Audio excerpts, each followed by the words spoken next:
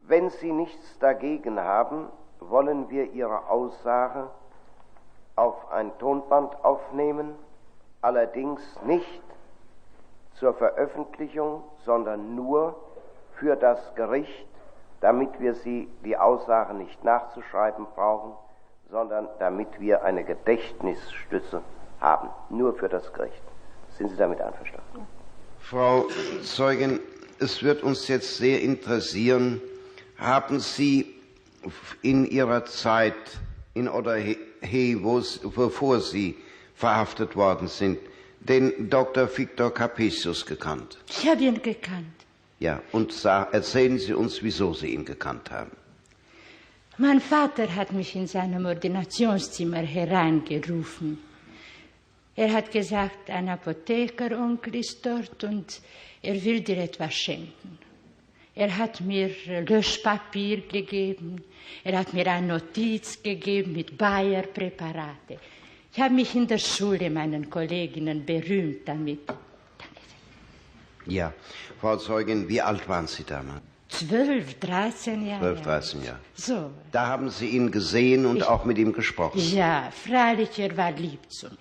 Er war lieb zu Ihnen. Nun, Frau Zeugin, wann haben Sie den Dr. Capesius dann wieder gesehen? Ich habe ihn dann wieder in Auschwitz gesehen.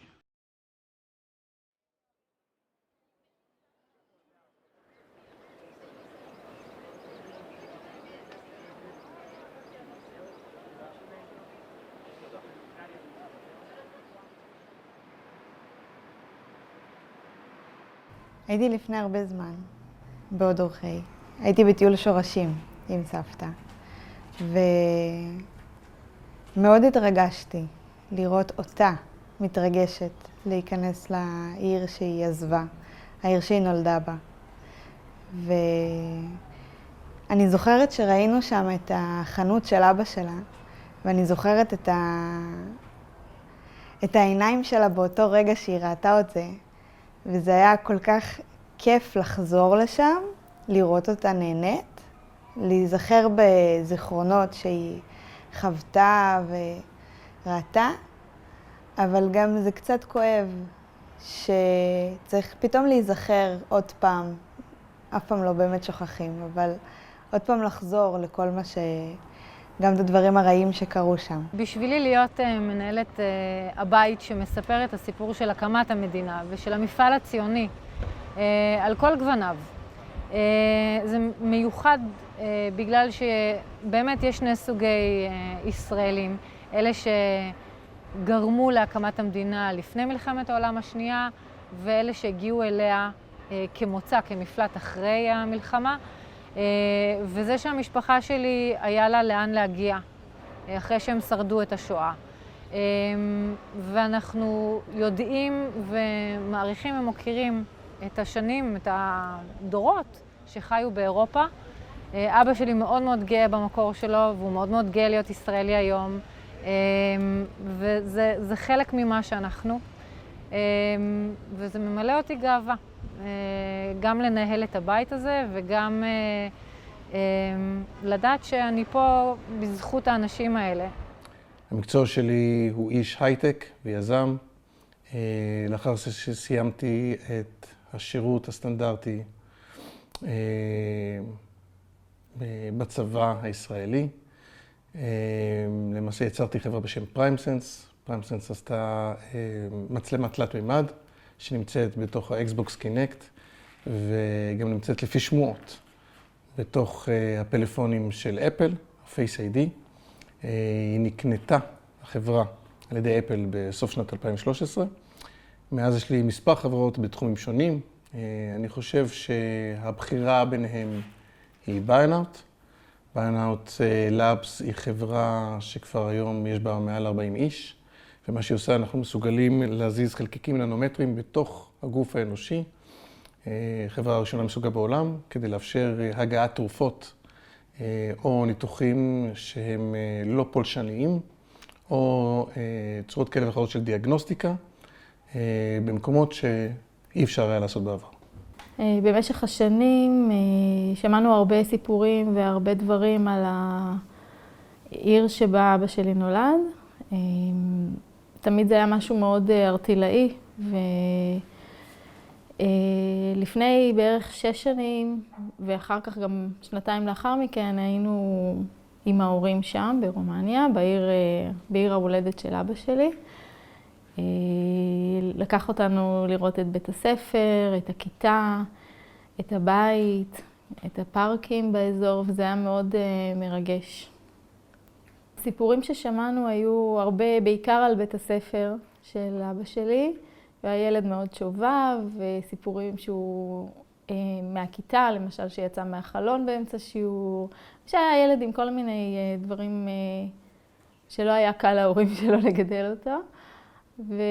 וכשהגענו גיליתי בעצם שמה שדמיינתי זה ממש לא היה דומה, כי הבית ספר היה מאוד מפואר, גדול ומרשים, לעומת שאני חשבתי שזה אזור הרבה יותר כפרי. אז זה היה הבדל מאוד גדול. מה שראינו שם בטיול, בעצם זה לא מתחבר למלחמה ולכל הדברים שהם עברו, כי בעצם הם עברו אמנם דברים קשים, אבל לאחר כל מה שקרה, הם הגיעו לארץ ישראל והקימו משפחה מדהימה ומקסימה, וזה הניצחון האמיתי. A családom erdélyi, és én is magyarul beszélek, mert onnan jöttek. Sokat beszéltem magyarul otthon. A szüleim kicsit, de sokkal a nagyapjámmal, de már 2 éve, hogy nincs velünk, és nincsen mostan kivel gyakorolni a nyelvemet, és akkor átmegyek עברית, hogyha jó van. אז אני מהנדס מכונות היום, ומהנדס חומרים בתואר השני שלי. אני שירתתי בצבא במשך יותר מ-20 שנה, וסיימתי בדרגה של אלוף משנה. בשירות הצבאי שלי כאן הייתה לי אפשרות לתרום הרבה מאוד לביטחון המדינה, ולמרות בסוף שילמתי מחירים גבוהים בזמינות שלי בבית וביכולת להיות עם אשתי ועם הילדים, התחושה שלי הייתה שאני עושה משהו מאוד מאוד מאוד חשוב, שמאפשר להרבה אנשים פה לישון בשקט בבתים שלהם, גם אם לא יודעים שאני עושה את מה שאני עושה. אחת החוויות החזקות שלי בצבא הייתה נסיעה של עדים במדים, נסיעה על מדים מלאים, מדי צה"ל לפולין, לאושוויץ, ושם עמדתי בביתן שבו סבתי שכבה על הקרקע יחד עם אחותה, ושם סיפרתי למעשה את הסיפור של המשפחה שהתחיל באודברהי והסתיים בישראל עם תחנה מאוד מאוד משמעותית באושוויץ.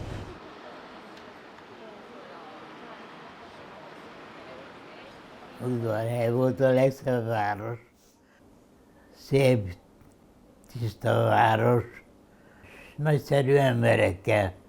Gyerekkoromban nem volt antiszemitizmus. Mindenki jóba volt a szomszédjával, mindenki mindent tudott, nem volt titok.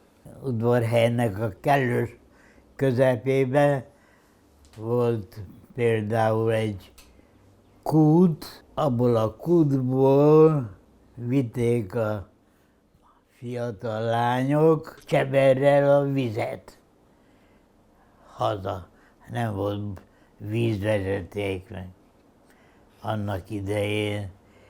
Tehát de az emberek meg voltak elégedve a sorsukkal. Nem gyűlölködtek. A zsidóság tartotta az ő ünnepeit. Volt egy imaháza, ahol a zsidók imádkoztak, elválasztva függönnyel, mint ahogy az szokás. És a zsidók itt ünnepelték meg a nagy ünnepeket. Laci, itt volt a... Itt volt, igen.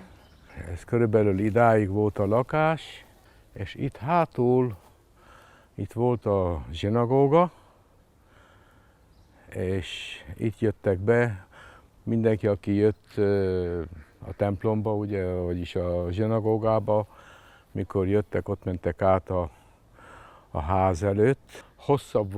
hosszabb volt, mint a mi lakásunk, ahol volt. És az első volt a női része, és a második volt a férfi. Innen jártam a gimnáziumba, és ide jártak a barátok.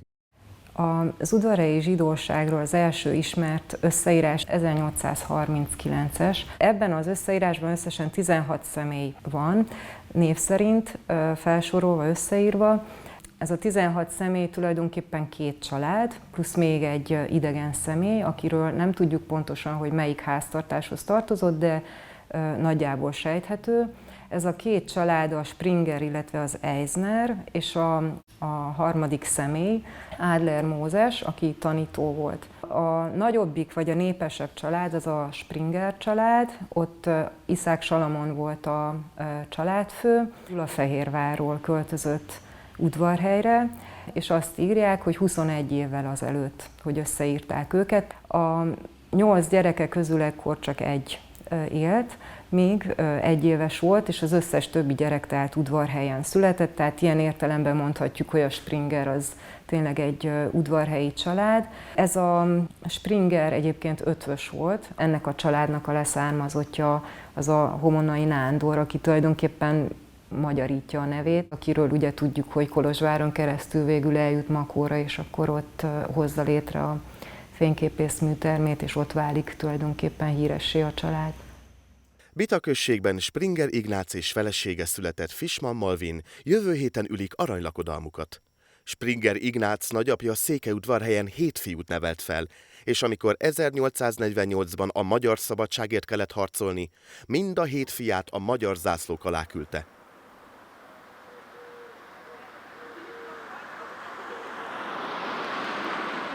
Homonnai Nándorról tudjuk, hogy Székelyudvarhelyen született, és Kolozsvárot tanulta ki a fényképész szakmát.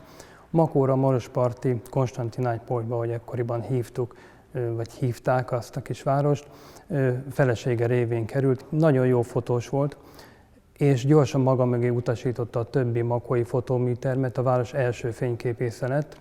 Kiváló emberábrázoló fényképeket alkotott. Az első világháborút végig szolgált, ami úgy tudjuk, hogy haditudósító volt, és mikor ő hazatért a frontról, a háborúból, hát egy nagyon nehéz korszak volt az országnak, így Makónak is.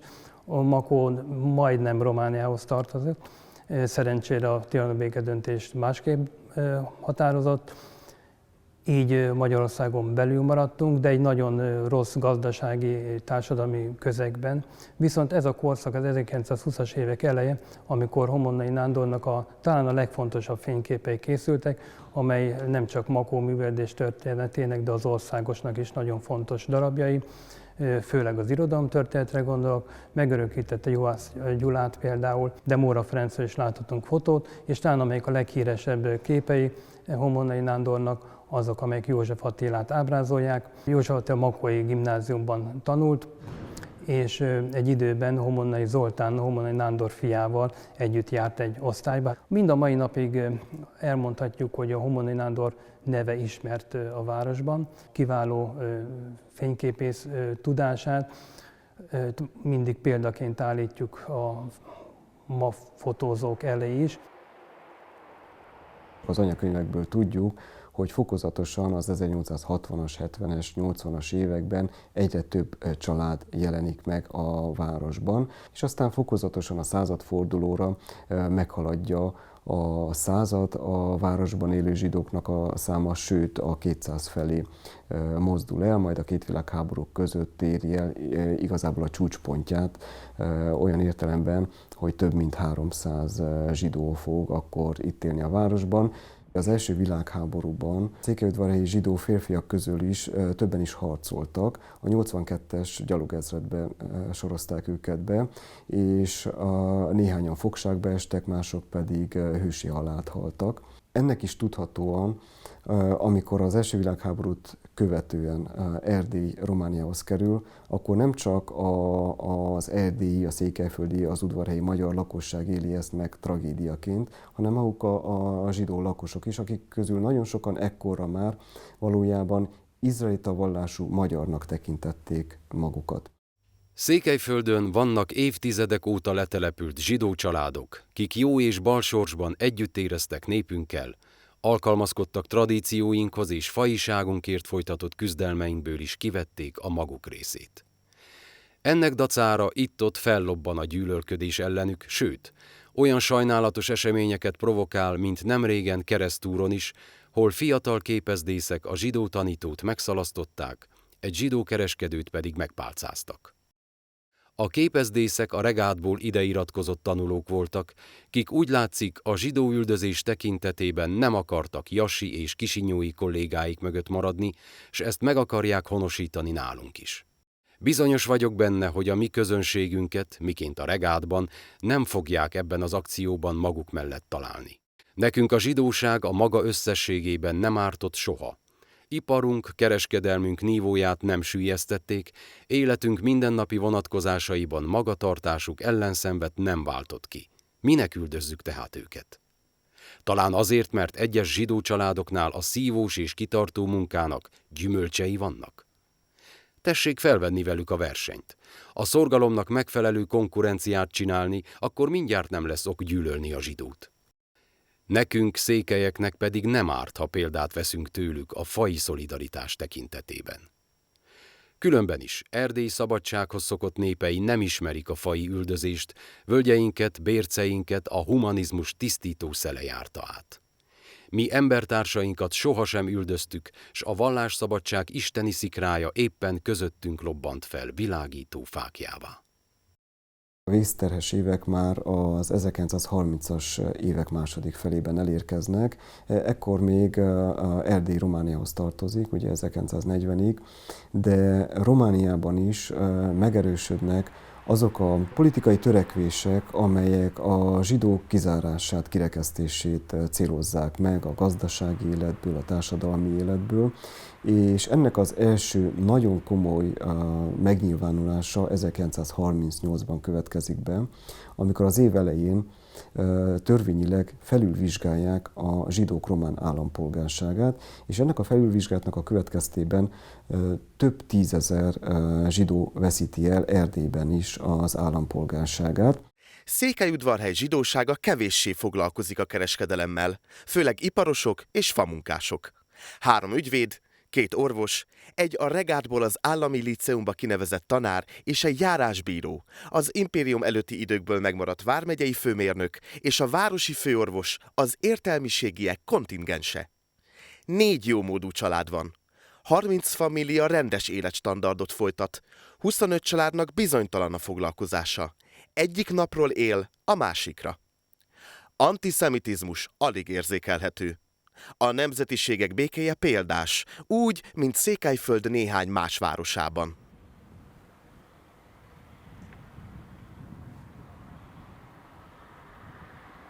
Bejöttek a magyarok, hát arról nincs, amit sokat mondjak.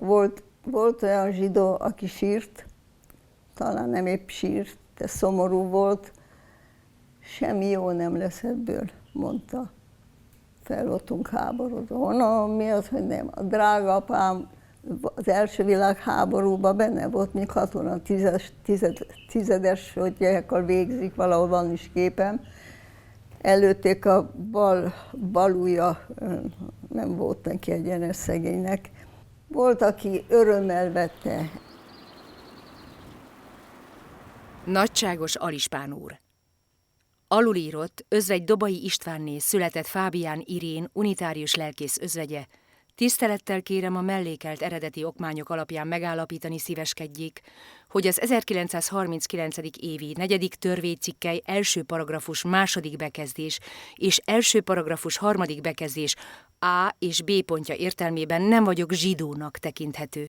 Kérésem indoklására felhozom, hogy 1939. évi január hó első napja előtt kötött vegyes házasságból származom, és csak egyik szülőm és 2 nagyszülőm volt az izraelita hitfelekezet tagja. Összes apai őseim tiszta keresztények, dédnagyszülőim 1779-ig mellékelt okmányokkal is igazolva vannak. A megkívánt határidő 1919. augusztus 1-e előtt, 1919. február 3-án megkereszteltek, továbbá zsidó származású szülőm ősei 1848 előtt a régi Nagy-Magyarország területén születtek. 1939. január 1-e előtt kereszténnyel, sőt lelkésszel kötöttem házasságot, s házasságomból származhatott gyerekeket nem lehetett volna zsidónak tekinteni. Tisztelettel felhozom még, hogy születésemtől fogva keresztény hitfelekezet tagja vagyok. Abban éltem és nevelkedtem. Mély tisztelettel kérem, méltóztassék figyelembe venni a román megszállás alatt tanúsított erős nemzeti és keresztény szellemtől áthatott magatartásomat is, melyért férjemmel együtt sok kellemetlenséget és szenvedést kellett elviselnünk. Véghatározat. Özvegy Dobai Istvánné született Fábián Irén székelyudvarhelyi lakosnak a tanúsítvány kiadása iránti kérelmét elutasítom, és a kért tanúsítvány kiadását megtagadom. Tekintettel azonban arra, hogy a bemutatott okmányok alapján kérelmező anyja és anyjának mindkét szülője soha nem voltak keresztény hitfelekezet tagjai, hanem az izraelita hitfelekezetben születtek, és abban is haltak meg, kérelmező pedig szülőinek házasságuk megkötése előtt a törvényben meghatározott módon kötött megegyezés hiányában születésekor eredetileg izraelitának anyakönyvesztetett, vagyis keresztény apjának vallását nem követte, és csak 1919. február 3-án tért át az izraelita vallásból keresztény hitfelekezetre, továbbá azon körülményre, hogy kérelmező zsidó szülője, anyja 1848. december 31. napja után született, anyai zsidó nagyszülőinek születési idejét nem igazolta, és így azon körülmény, hogy 1849. január 1. napja előtt Magyarország területén születtek volna, szintén nem nyert beigazolást, a kért tanúsítvány kiadását meg kellett tagadnom. Azt követően, hogy megteremtődik a törvényi alapja is a zsidók kirekesztésének, és elfogadják 1941. márciusában a második zsidó törvénynek az északerdélyi kiterjesztésére vonatkozó rendelkezéseit, nyilvánvalóan, hogy ezek a rendelkezések még drasztikusabban érintik az északerdélyi, és hát ezen belül is a székelyföldi, a székelyudvarhelyi zsidó lakosokat is. Ekkor már nagyon sok zsidó egzisztencia megremeg és bizonytalanná válik. Ez a Sámson Lajos nagyapám üzlete volt, meghalt 29-ben, szerencséje volt, legalább sírja van, és átvették az üzletet a két testvér, Sámson József és Sámson Andor, a József az édesapám, addig, ameddig elvitték őket, itten volt az irodájuk.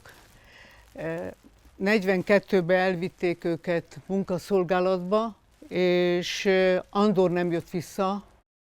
Ha bementünk a Sámson úr üzletébe, akkor ő már jött velünk szembe. Tetszenek parancsolni? Fáradjanak be, kérem. Tessék, ez van, az van. Mondom, édesanyám sokszor 3-szor is lejött a városba, hogy bemenjen Sámson üzletbe, mert el lehetett beszélgetni vele. Sok mindenről. Úgyhogy tényleg a zsidó kereskedőktől nagyon sokat lehetett volna tanulni. Édesapám ritka jó ember volt. Nem tudom, hogy volt neki ereje előre, és sose kérdeztem meg, és ezt nem tudom megbocsátani magamnak. Hogy kezdte előről az életét, amikor elvesztette a feleségét, a kislányát, az Ágicát, az édesanyját, a testvérét, a fiútestvérét, Andort, az Irmát, a lánytestvérét. Hogy volt ereje újra kezdeni az életet, és mindig mosolygott, sose volt szomorú. Nem tudom, hogy csinálta. A deportálások előtt és alatt is létezett a munkaszolgálati rendszer, ahova a 18 és 50 év közötti zsidó férfiakat küldték. Tehát az gyakorlatilag azt jelentette, hogy előbb a Hátországban, tehát 1941-42 környékén a Hátországban, majd az ukrajnai fronton teljesítenek szolgálatot, ahol fegyvertelenül, rossz felszerelésben, nagyon-nagyon kegyetlen bánásmód között, gyógyszerek nélkül vannak ott a fronton, és nagyon sok esetben élő aknaszedőként hajtják a reguláris csapatok előtt őket. Több mint 200 Udvarhelyi vármegyei zsidó szolgált a munkaszolgálatos századokban. Az első részüket először Maroshévízre sorozták be, és onnan kerülnek ki az ukrán frontra, és hát ebből a több mint 200 személyből nagyon kevesen térnek haza. Pontos számunk nincs erről, de hát egy olyan 20-30 személyről lehet szó. Ott tanultam Váradon, és egyszer kaptam egy levelet otthonról, egy telefont otthonról, hogy azonnal menjek haza, mert sorsbehívóm van.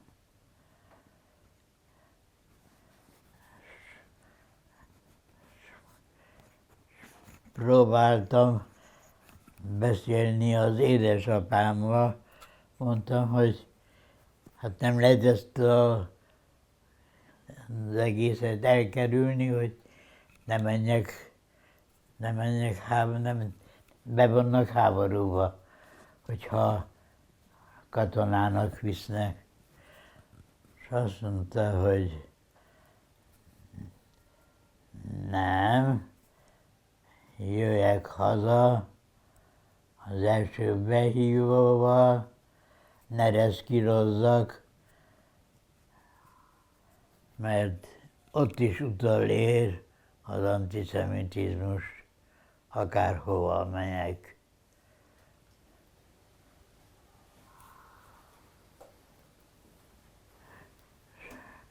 És hazamentem, és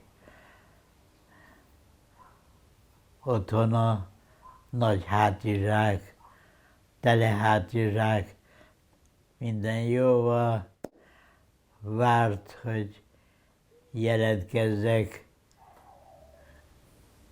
katonának. A munkaszolgálatra besorozott férfiakkal szembeni kegyetlenkedések már tulajdonképpen helyben elkezdődnek, tehát már Maroshévízen a megalázási szándék mindvégig jelen lesz a munkaszolgálati rendszerben. Az ukrán frontra kikerülve sorozatos kegyetlenkedésekben van része a munkaszolgálatosoknak, tehát rendszeresek voltak a legkisebb vétségekért, vagy vélt vétségekért, a kikötések, verések, az agyonlövések is akár. És hát akik elkövetik ezeket, a keretlegények jelentős része székelyföldi, sok esetben akár még ismerősei is lehetnek a munkaszolgálatosoknak. 2 héti gyakorlat után és semmi tevés után becsomagoltattak. Na, hát persze az egész hátizsákot elvették, kűrítették, és minden tartalmát elvették, elkobozták, szétosztották ott a maguk között. 1942. június 20-án összeállították a komplett századot. 215-ön voltunk. Maroshévízen bevagoníroztak és vittek Ukrajnába. A keretet kicserélték, új gazembereket tettek.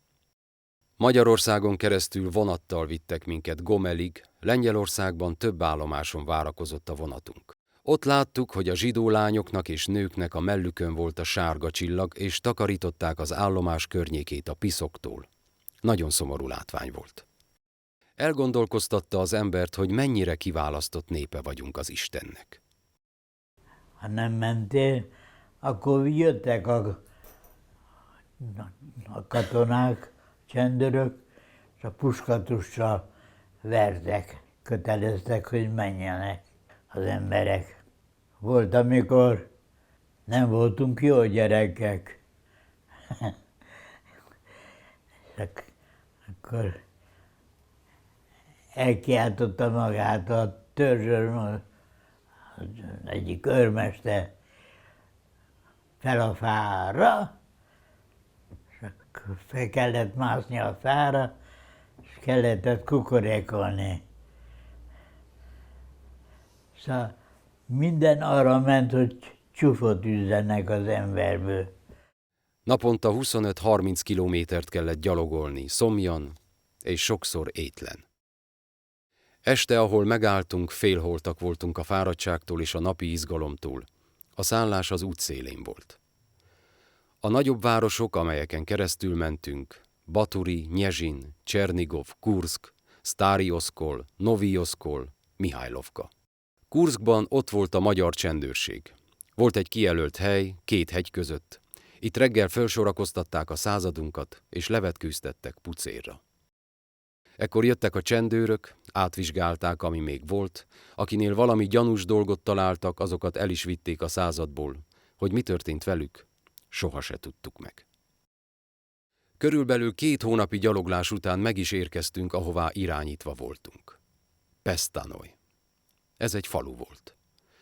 Itt fogadott bennünket egy Szalai nevű százados, aki a következőt mondta. Ti bitang zsidók.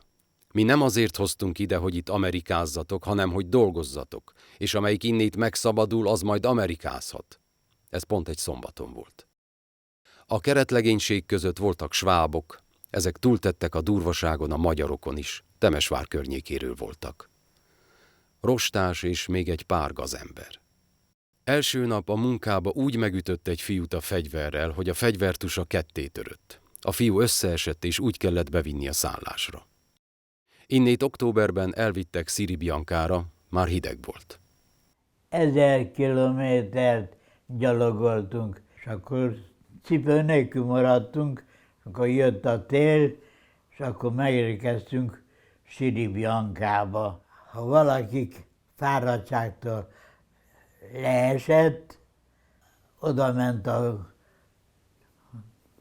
egyik katona, és addig verte, ameddig fel nem kelt. Tehát addig verte, ameddig meghalt. Ez volt az első halottunk.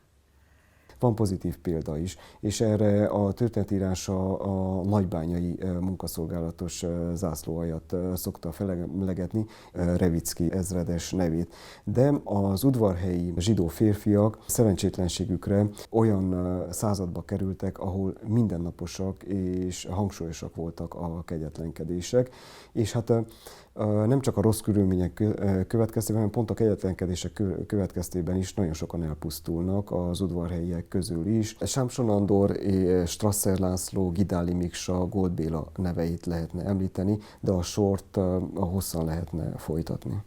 Voltak valami szénarakások. Az őrök odabújtak meg, a végén egy szakaszvezető beküldte az egyik katonát a parancsnokhoz, Pál Laci, hogy olyan kegyetlen idő van, hogy nem lehet dolgozni. Azt az üzenetet hozta a katona, hogy a keretet kicseréli, és a zsidók fagyjanak meg.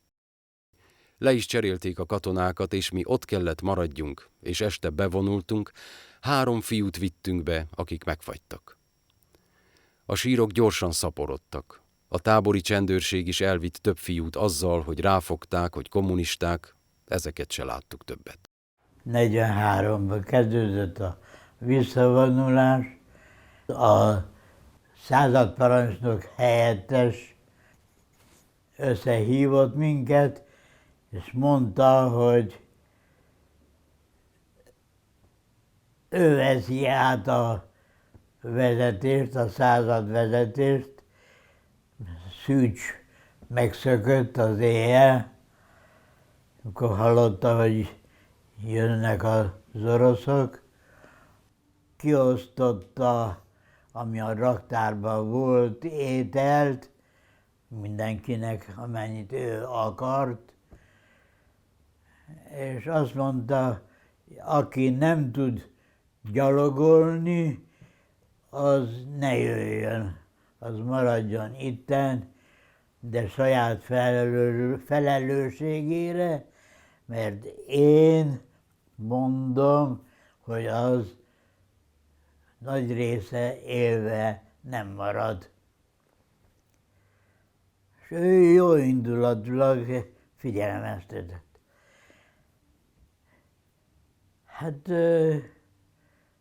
sokan ott maradtak, le voltak gyengülve, kosz nélkül, annyi gyaloglás,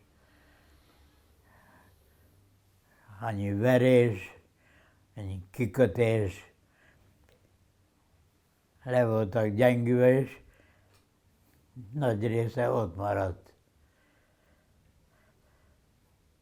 Még ki se jöttünk a faluból, és elindultunk, és jöttek a német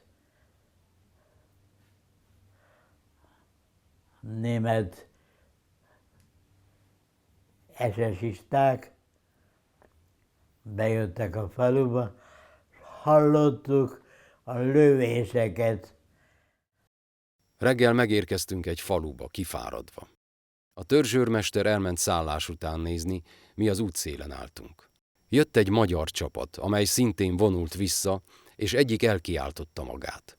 Büdös zsidók, ti értetek van a háború. Közénk lőttek, és 2 azonnal meghalt. Az egyik Liechtenstein székelyudvarhelyi kereskedő volt, őt aznap el is temettük a hó alá.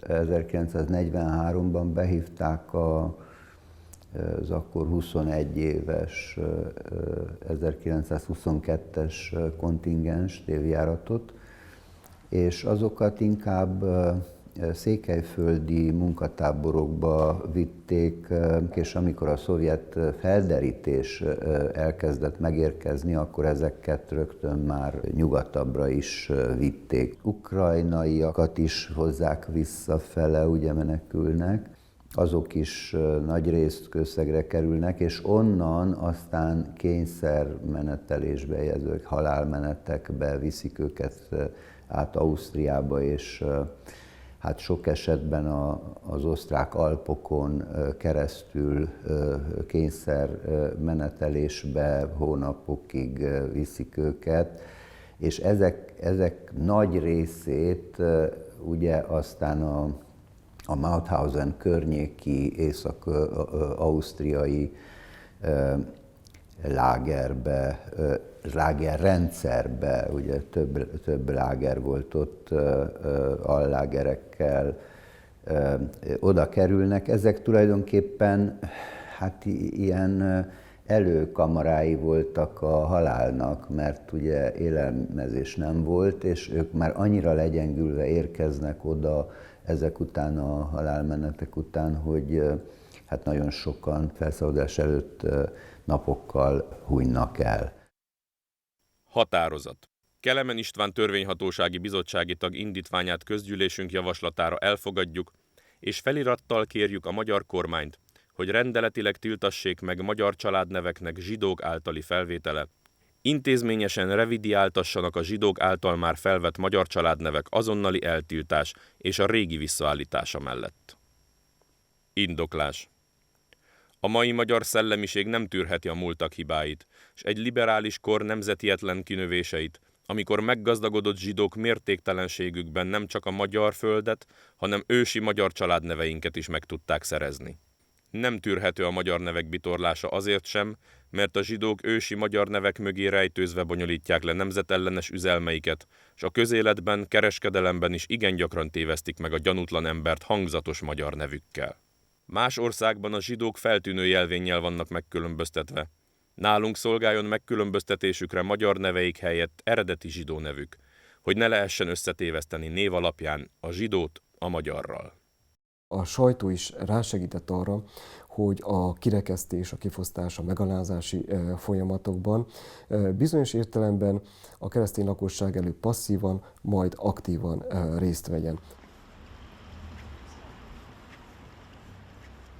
Édesanyám, mert nem engedtek iskolába, ugye, elment Gábri nénihez, ő volt a kollégium igazgatónője, és kérte, hogy minden reggel kiállok az ablakba és sírok, mert látom, hogy a gyerekek mennek az iskolába, én nem megyek. Nagyon szépen kéri, engedélyezze meg, hogy üljön az utolsó sorba az osztályba, ne kérdezzen, vegyék úgy, hogy levegő, csak hogy hallja, hogy ő is tudjon menni iskolába. Azt mondja, Gábri néni, jó, azt mondja, jó, jöjjön az osztályba. 4 napot voltam. behívott utána, azt mondta, sajnálom. Azt mondják a gyerekek szülei, hogy nem egészséges és nem jó egy zsidó gyerekkel együtt egy levegőt szívni. Aztán nem maradhatsz itt. Sajnálom. A Marosvásárhelyi Királyi Törvényszék, mint büntetőbíróság a magyar nemzet megbecsülése elleni vétség miatt Farkas Márton ellen a szabadlábon lévő vádlottnak jelenlétében Marosvásárhelyen 1941 évi július hó 30. napján megtartott nyilvános főtárgyalás alapján a vád és védelem meghallgatása után meghozta a következő ítéletet. A Királyi Törvényszék Farkas Márton izraelita vallású, segesvári születésű Betlenfalvi lakos, magyar állampolgár, nős, 2 gyerek atya, fakitermelő, vagyontalan vádlottat a vád alól felmenti. Indoklás. 1941. április hó 6. napján a vádlott, aki a román megszállás egész ideje alatt magyar érzelmeiről tett tanúbizonyságot, a magyar egyházi iskolákat anyagilag is segítette, minden magyar megmozdulásban tevékeny részt vett, Molnár Árpád fakereskedő telepén politizálás közben azt a kijelentést tette, hogy a magyarok rossz politikát folytatnak német nyomás alatt, hogy a magyar buta, mert ilyen politikát folytat, és hogy a magyarnak nem lesz jövője, a német el fogja nyomni.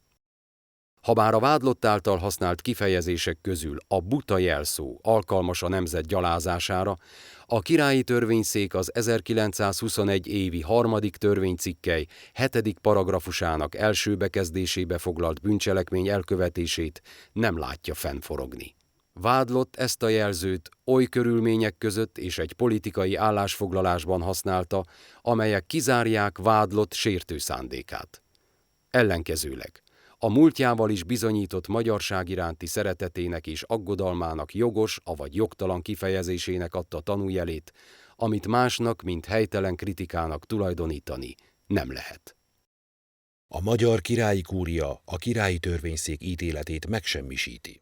Farkas Márton vádlottat bűnösnek mondja ki a magyar állam és a magyar nemzet megbecsülése ellen irányuló vétségben, és őt ezért 1 hónapi fogházra, mint főbüntetésre, és 3 évi hivatalvesztésre és politikai jogai gyakorlatának ugyanilyen tartalmú fölfüggesztésére, mint mellékbüntetésre ítéli. Nem vitás, hogy a vádlott kijelentése tényállítás, amely valótlan és a nemzet megbecsülése ellen irányul. Mert a több mint 1000 év előtt államot alkotott, és nemzeti szabadságát a legnehezebb viszonyok között is megőrzött, vagy visszaszerzett, számbelileg a kis nemzetek közé tartozó magyarságról annak az állítása, hogy szelleme alacsony rendűségéből kifolyóan csak rossz és olyan politikát tud folytatni, amely leigázáshoz vezet, a magyar királyi kúria megállapítása szerint valótlan és a nemzet megbecsülését mélyen sértő állítás.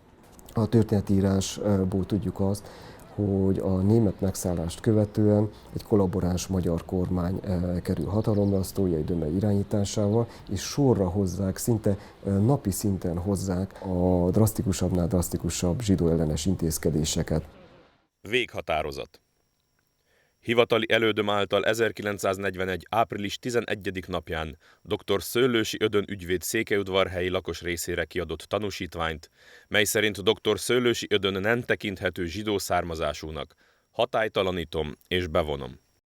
Szentkirályi Kálmán, Udvarhely vármegye alispánja. Borzasztó dolgok voltak. Az éjszakák, köveket bedobtak. Én a hálószobába aludtam a szüleimmel. A nagy kövek besuppantak éjjel. Azt se tudták. Fejedre esett, lábadra esett, sehová esett. Nem tudtad. Betörték.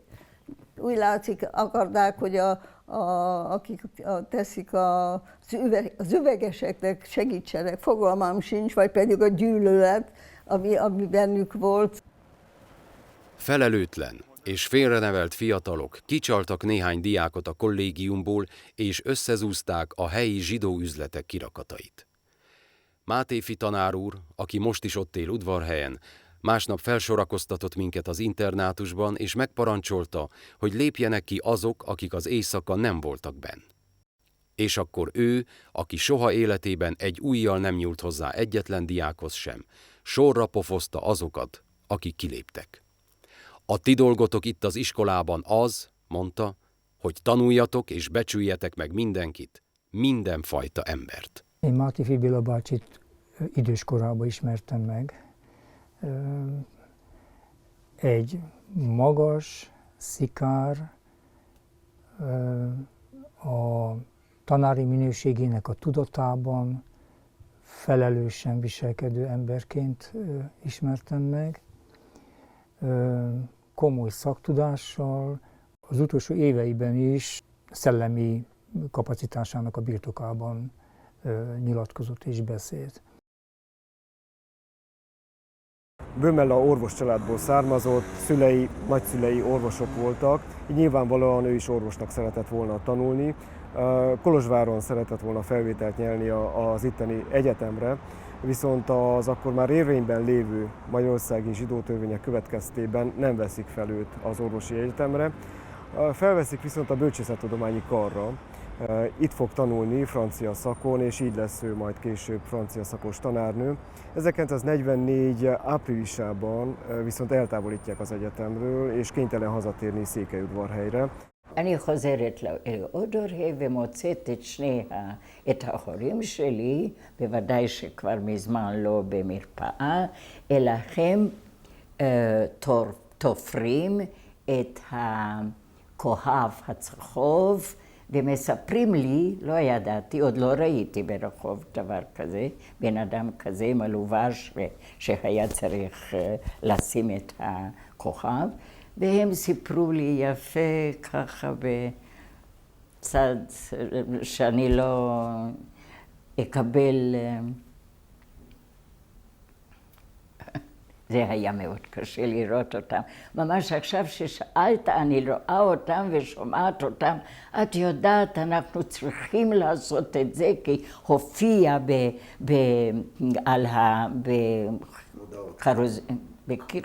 בכרוזים הודעות שכל היהודי צריך לשים על ההלבשה הקיצונית. Megy a hölgy az utcán. A kézitáskája, amit ridikülnek, sőt retikülnek is nevez, bal hóna alatt a szívére szorítva. Gyakran láthatod az utóbbi időben ezt a képet.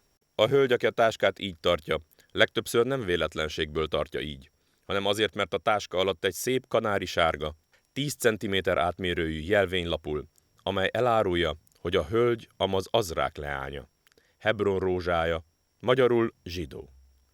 De sajnos az is megesik, hogy a hölgy leveszi a melle elől a táskát, és nincs alatta csillag. A hölgy tehát keresztény.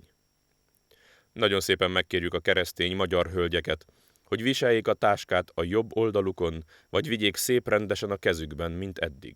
Hogy legyen a szív felett viselt női táska is megkülönböztető jelvény.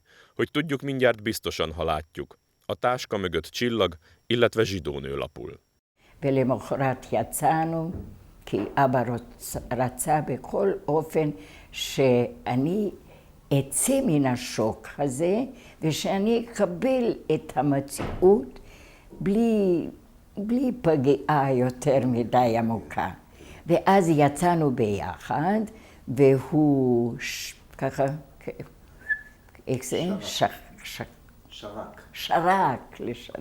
שרק מאופרות, ותפס אותי, ומולנו התקרבו אנשים שרצו להגיד לו ואמרו שהם מודים את השירות שהוא עשה כרופא משפחתי, אבל אסור להם להמשיך.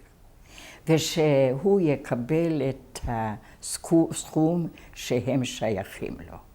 אז האנשים האלה אמרו את זה באינטונציות שונות. מיד היה אפשר להרגיש ההוא שכאב לי הלב, ההוא שכל כך התבייש שבקושי יכל לדבר, וההוא שהסכים לחוק הזה. אז כאשר ראיתי ואבא מדבר ככה בנימוס, אז התעלפתי. זה מה שהשפיע לך יותר. אבל אבא כל כך ידע בוודאי אז נו, מה קרה לך? הרים אותי, צריך להתרגל לדברים נוראים, אבל זה יעבור אופטימיסטי. הנאיביות, זה יעבור אליו. בוא, עכשיו נלך לא הביתה, עוד נלך ברחוב, אנחנו לא מתביישים. שהם yitbaishu. Volt ez az Orbán, azt hiszem Balázs, de nagyon sok Orbán van Udvarhelyen, hogy én nem akarok senkit se igazságtalanul bántani. De amiről tudnivaló, hogy ő volt szóval önöknek, az, hogy ő volt a Szűcs társaságnak az elnöke. Hát ő volt. Szóval ők csináltak sapkákat, mindent. Egy reggel megjelennek rendőrrel, hogy zsidók, nektek nem kell már az a szörme, nektek szörmétek van, mi tudjuk, nem tudom én, az üzletben van zárva, azt nem is akarom elmondani, miket mondtak, na mindegy. Elvesszük a szörméket. Azt mondja édesanyám, hogy kérem, itt számlát én lehozom, fizessék ki természetesen, nincs szükségünk rá, vigyék el. Számla, mi fogunk nektek zsidók fizetni? Elvinni. Azt mondja, amikor nem viszitek el. A Kükölő utcában van egy szegény ház, azt mondja, a Kükölő utca, ahogy megy le a Nagy Kükölő. Én levitettem az egész szörmét, azt mondja. Most előttetek, azt mondja, ti nem kapjátok meg ingyen. Nem. Nekik odaadom, ti nem kapjátok meg. Hát persze, hogy ez nekik nem tetszett. Aztán majd meglássuk. És elmentek. Ahhoz, hogy rá egy pár órára visszajön a rendőrség, és azt mondja, hogy anyám le van tartóztatva, mert azt mondta, hogy ez a világ megváltozik, és másképp lesz, és az én anyám kommunista, és elviszik. Elvitték anyukát, a rabinak a veit, Weinberger és Hirsrudit. Hogy miért? Mert kommunista, mind a három. Egy papnak a veje kommunista, és ez a Hirsrudinak mindig a nagy háza volt, ugye? Nagy üzlete, háza, egy meglett ember volt. Elvitték. Április 20-án vitték el anyukát, és kaptunk egy lapot tőle, ami az volt ráírva, hogy egy jó ember akaratából kapjátok ti ezt a lapot meg, visznek engem munkára, vigyázzatok magatokra.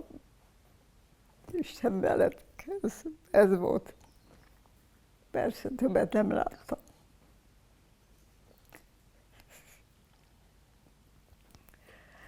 Akkor minket összeszedtek április, ez volt anyuka,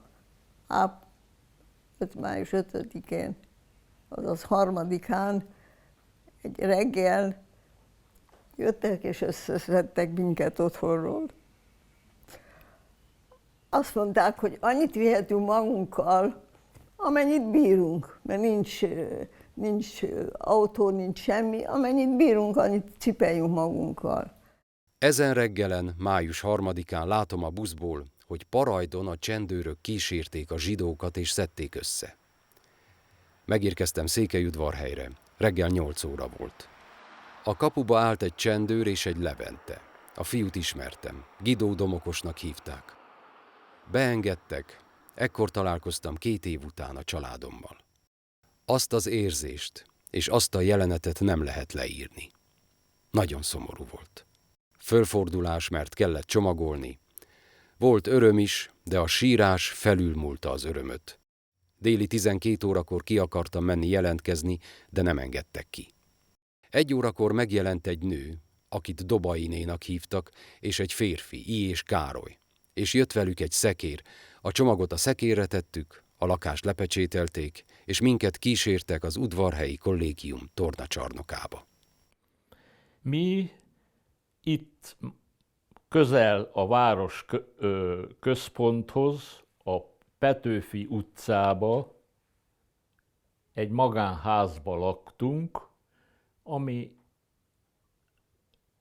hosszan nyúlt egészen Szombatfalváig, az Orbán Balázs utcáig. Az volt a szokása édesanyámnak, hogy délutánonként a lakásunk ablakából nézett ki, és a járókelőket nézte, hogy kik járnak. És egy adott pillanatban Szombatfalva felől, az Orbán Balázs utcából észrevettük, hogy kakas tollas csendőrök jönnek, és a csendőrök között két gyerek, olyan 12-13 éves két gyerek, egy asszony és egy férfi jönnek. Utólag tudtuk meg, hogy Hönig család volt, akiket deportáltak és vittek a gyűjtőtáborba.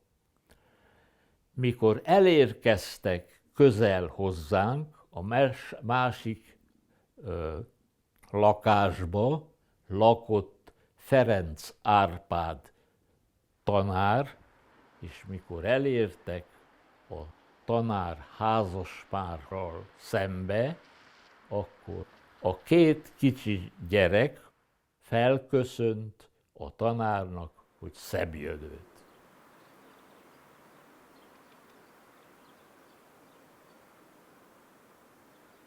Jó 15-20 évvel ezelőtt hallottam ezt a történetet Csíki Andrástól, és ez a történet különösképpen megragadt bennem a szomorúsága miatt.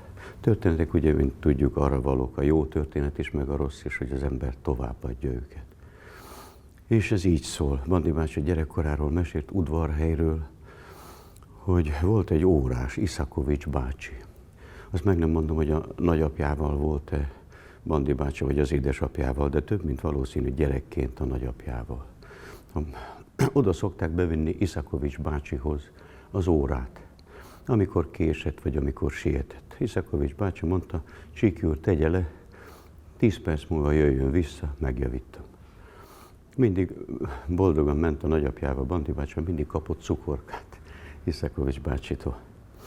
Azt is mondta, még arra is emlékszem, hogy a cukorkának ilyen kevert cukorka volt, és ami a cukorkából úgy lehull, ami megmaradt, abból mindig belemarkolt. Egy alkalommal álltak a nagyapjával, vagy az édesapjával az üzlet előtt, és bentről megkocogtatta Iszakovics bácsi az ablakot. Intett, hogy jöjjenek be. Bementek, azt mondja, Csíki úr, van magának az az órája. Igen. Van magának egy bicskája? Van. De látja, fölpöccinti, van egy lappancs. Bicskával szépen benyúl, fölpöccinti azt a lappancsot, jöjjön ide, nézzen be, ott van egy ilyen mozgó, micsoda. Ha azt a rugót, vagy azt a csavart jobbra tekeri, akkor sietni fog, ha balra fordítja, a bicskával megfordítja, akkor késni fog. Tehát valóban körülbelül ilyen pozícióban kell álljon annak a csavarnak. Azért mondom, mert minket most visznek el, hogy annak az órának menni kell továbbra is. És ez a történet mélyen megült a lelkembe, a szívembe, és azóta mesélem embereknek. Lezárták az üzleteket, és nem engedték be senkit, akkor a háztulajdonos küldött egy gyereket éjszaka, hogy jöjjön Bernát bácsihoz, és mondta, Bernát bácsi jöjjön, mert a háztulajdonos akar magával beszélni valamit. Nagyapu elment oda, és azt mondta, a tulajdonos azt mondta neki, Iszakovics úr, van nekem kulcsom a hátsó bejárásnál, menjen be az üzletbe, itten van egy bőrönd, 2, nem tudom, voltak bőröndök, tegye belé minden, amit gondol, hogy akarja, hogy megmaradjon, én eldugom nálam a padlásba vagy valahol, mert nálam nem fognak keresni. Nem lehetett az egészet eltüntetni, mert akkor tudtak volna.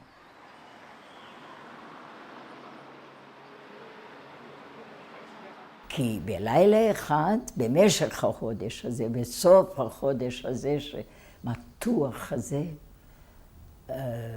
דפקו על הדלת, נכנסו, והיו אחד מן הצעירים היה פציינט של אבא, וכאשר נכנסו היו 4, 5 ילדים לפני הצבא. זה היה ארגון. והוא אמר, אתה גר כאן, אוי, דוקטור, אתה גר כאן, ויצא.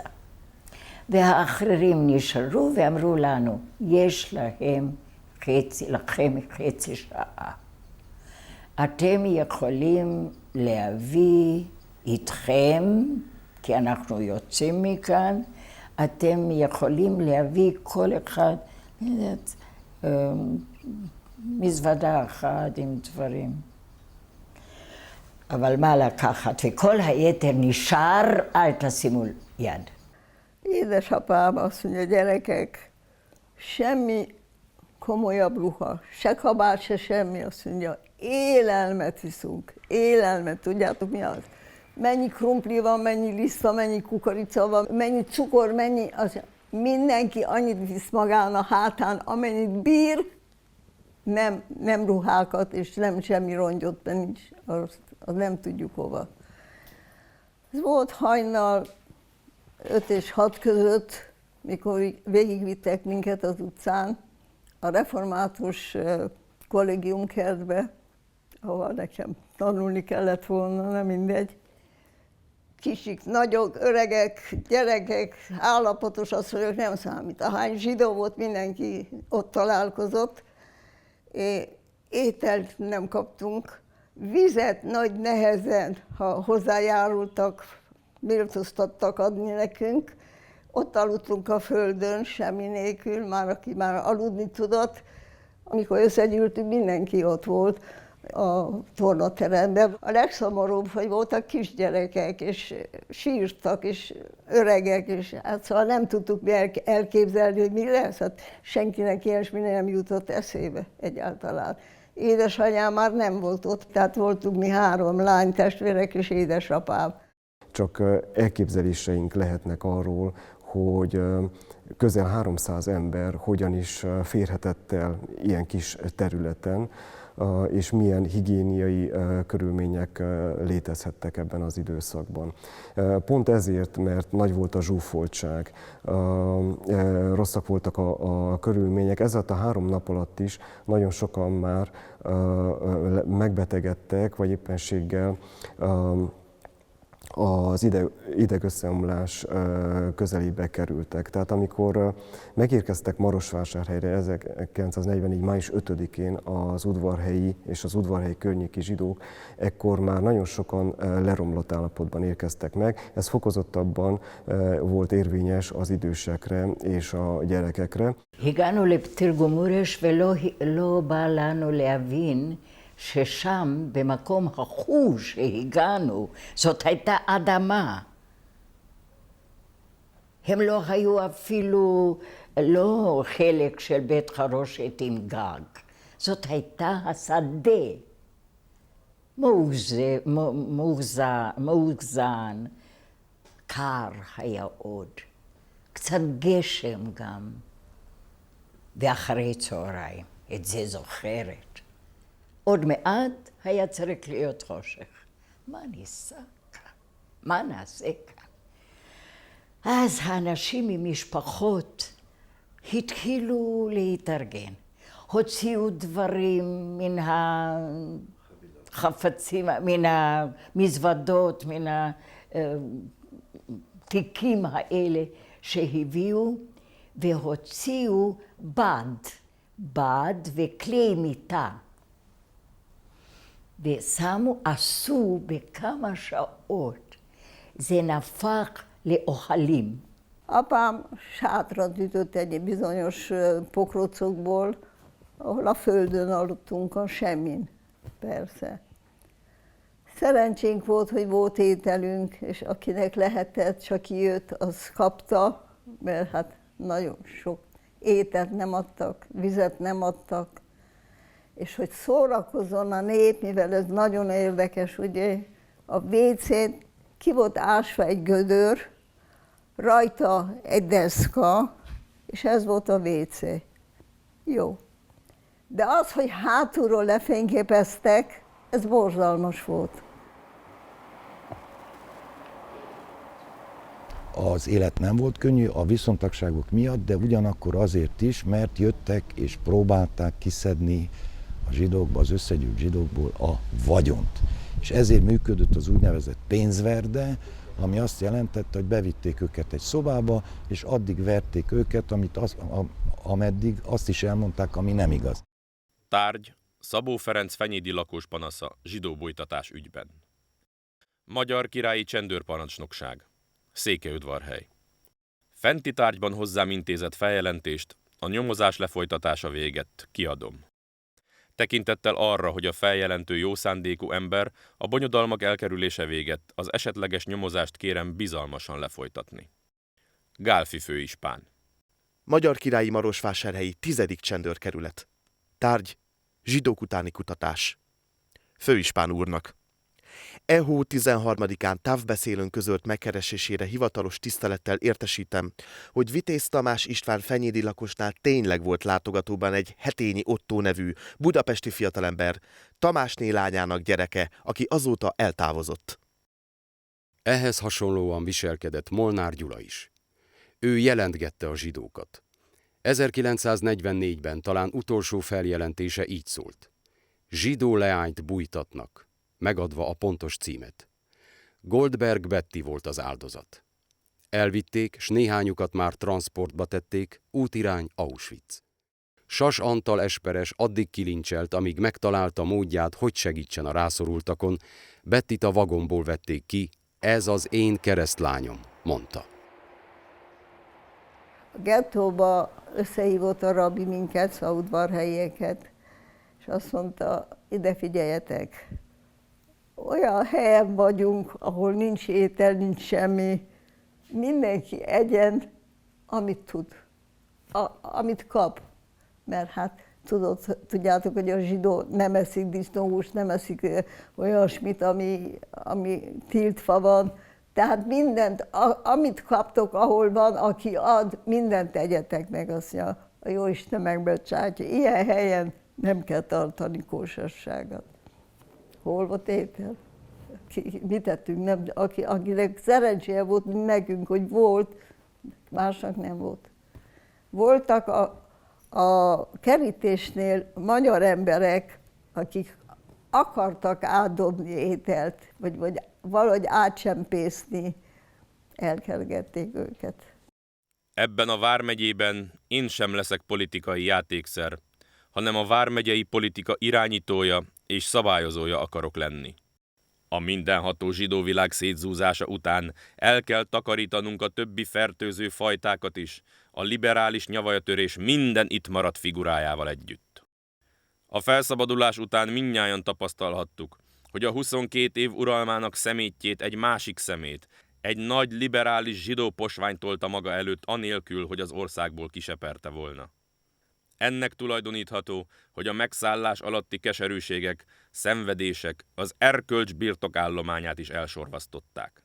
Ezeket a posványokat és szemétdombokat azonban nem úgy kell megszüntetni, hogy csak figyelmeztető táblákkal tűzdeljük körül, hanem vénasszonyos siránkozás nélkül le kell csapolni, el kell földelni, és meg kell semmisíteni, hogy ne fertőzhessék tovább a magyar életet. Alispán úrnak, Székelyudvarhely. Tisztelettel jelentem, hogy dr. Medák Ernő Székelykeresztúr második közegészségügyi körbe kirendelt honvéd munkaszolgálatos zsidó orvost, mint megbízhatatlan elemet gyűjtőtáborba szállították folyóév május-hó 27-én. Kósa főszolgabíró. Yad Vashem emlékhatóság, Jeruzsálem. Emléklap. Családi neve Medák. Utóneve Ernő. Születési hely Sárosd, Magyarország. Állandó lakhely, Seregélyes. Született 1899-ben. Áldozat házastársa, Medák Boriska. Haláléve 1944. Halálhelye, Auschwitz. זה היה בוקר, לקראת בוקר, כל תרגומורה, שברנו על הרחובות. הייתה שקטה, אף בן אדם לא היה ברחוב. הלכנו כמו מלווים בלוויה.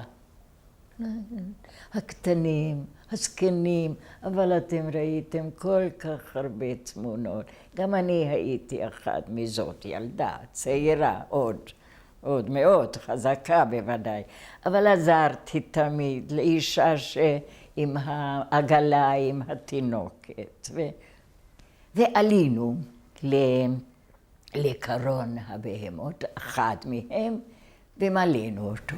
כמה הייתם בתוך הקרון? איזו צורה? כמה אנשים נכנסו לתוך הקרון? 82, 84. אבל לא היה מקום, ולא היה אוויר, ולא היה אפשרויות לכלום, גם להשתין לו. ולסניטציה לא עשו שום דבר במשך? שמו שם איזה דלי. Megérkeztünk Kassára.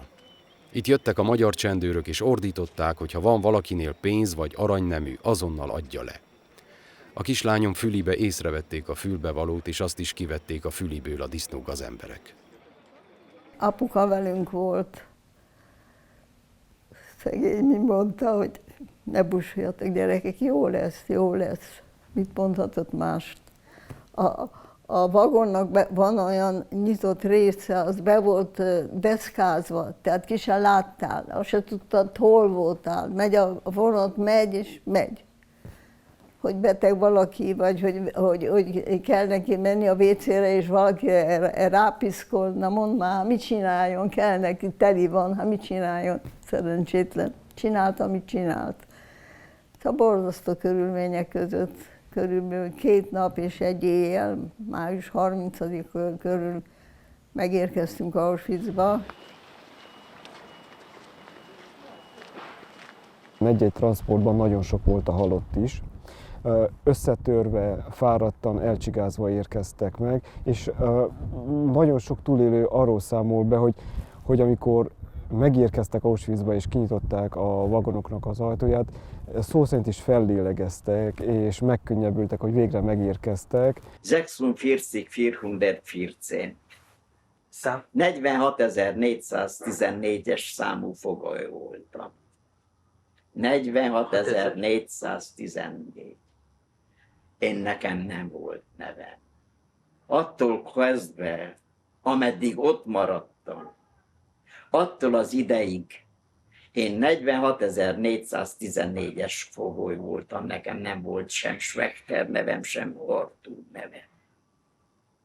A 414-es jöjjön ide. Igen. Ez volt a nevünk. Egyébként, mikor megérkeztünk, az akkori pszichológiai játékot néztük. Hát nekik játék volt, nekünk ez egy borzalom volt. Az összes írataink egy mágiába égtek. Hogy lássa a zsidó, hogy hova jött. Hogy többet nincs visszatérés, mert erre nem is lesz többé szükség.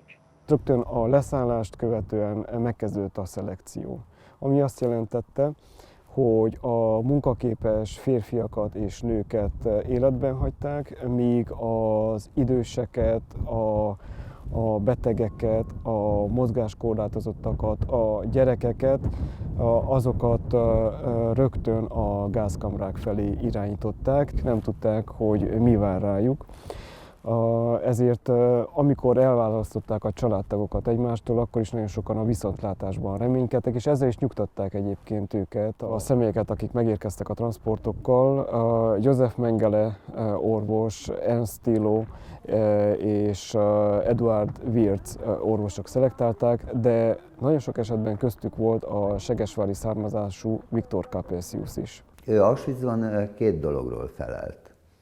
Az egyik a ciklon B-nek a kezelése volt, tehát hogy ennek a raktárból való kiadása, beszerzése. És a másik, amiről felelt, és amiről aztán a háború után ilyen legendák is kerengtek, az a gázkamrában meggyilkoltak, szájából kitépett aranyfogaknak az összegyűjtése és beszolgáltatása. Több székelyudvarhelyi túlélő is beszámol arról, hogy felismerték itt Tarampán Capesiust, hiszen orvosoknál, patikusoknál Capesius a két világháború közötti időszakban a Bayern cég ügynökeként járt, és nagyon sokkal viszonylag jó kapcsolatot ápolt. Ilyen volt az udvarhelyi Böhm család, akik már korábban is, tehát a két világháború közötti időszakban is ismerték. Van róla fénykép is, hogy a Segesvári strandon Capesius a Böhm családdal ül egy padon és napoznak. És ahogy menjünk az úton, látunk ilyen embereket, ilyen pizsamaszerű öltönyben ott vannak, és mindegyik mondja nekünk németül, 16 évesek vagytok, 16 évesek vagytok, 16 évesek. A kicsi gyerekeket adjátok a nagymamának, a kicsi gyerekeket adjátok a nagymamának. Hallottuk, de mit akarnak ezek tőlünk? Tehát ha megy a csoport. Most már akkoriban aztán megértettük, hogy mit mondtak, hogy a kicsi gyerekeket, hogy megmenthessék a fiatal mamákat, adják az öregasszonynak, mert ha a gyerek nála marad, az anyja is elmegy. Tehát adják oda a nagymamáknak. És az, hogy 16 éves, mert 16 évestől visznek titeket munkára, tehát 16 éves kell legyél. Megérkezünk Mengele elé, egy nagyon jóképű ember, le a kalappal, az a csizma a lábán, és az a gumibot adta az a kezébe, az addig azt hiszem, még aludni sem ment. És megállunk, és ránéz a nővéremre, ő is úgy meghatják, és int rex, szóval jobbra, és a nővérem, hogy fogtuk egymás kezét, meghúzott minket, és átfutottunk jobbra. Én láttam édesanyámat akkor, mikor Mengele választotta ki. És miután kiválasztotta, balra. De édesanyám kék muszlinkendőt vitt magával, abból kilátszott tisztán a tömegből.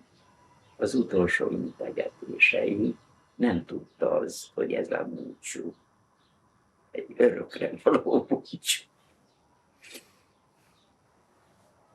A halálra ítélteket beterelték úgynevezett csarnokokba, rájuk csukták az ajtókat, és a ciklon B-gázzal meggyilkolták őket. A haláltus általában 5-10 percig tartott, majd szellőztetés következett, és utána következett a Sonderkommandónak a feladata. Nem tudjuk azt, hogy az Auschwitz-Birkenauba deportált udvarhelyiek közül hányan lelték halálukat a gázkamrákban, ezekre nézve nincsenek adataink. Tudjuk viszont azt, hogy általában a megérkező transportokból körülbelül 20-25% volt azoknak az aránya, akiket munkára válogattak ki, a többi személyt pedig egyenesen a gázkamrába küldték.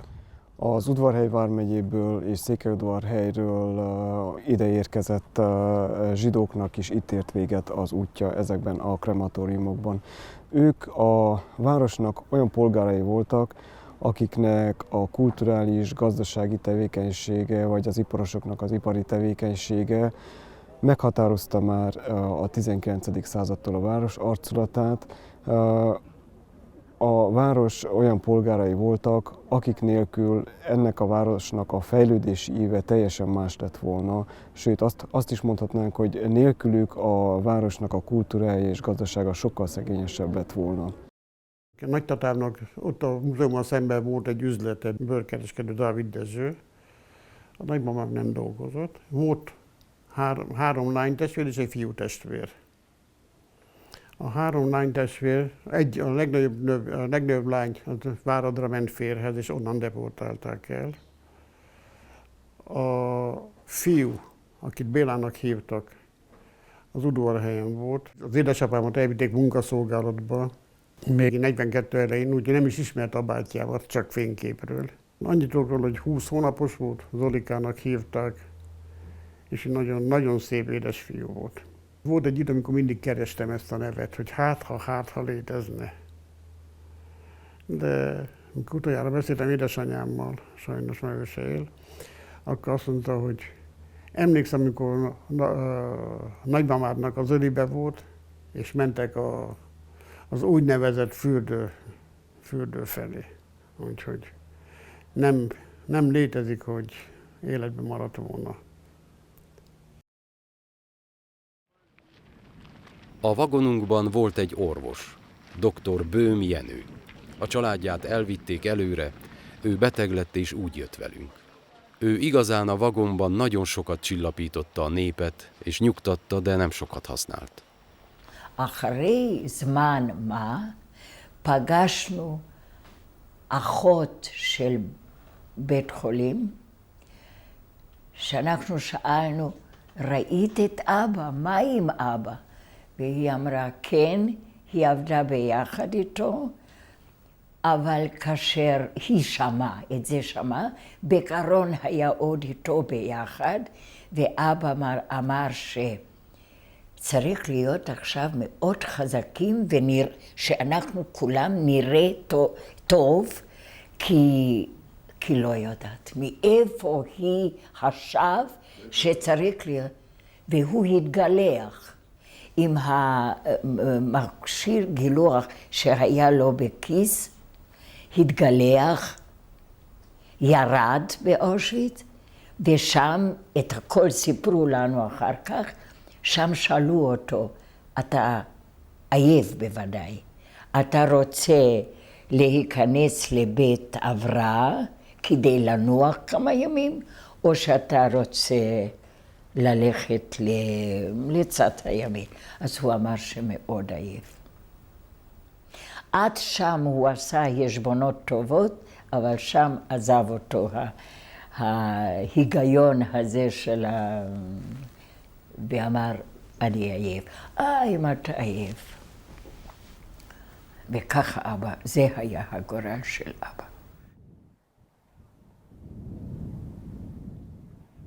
A 30-as és a mellettünk álló 32-es barakba került a Székelyudvarhelyi és az Udvarhelyi vármegyei nőknek a többsége.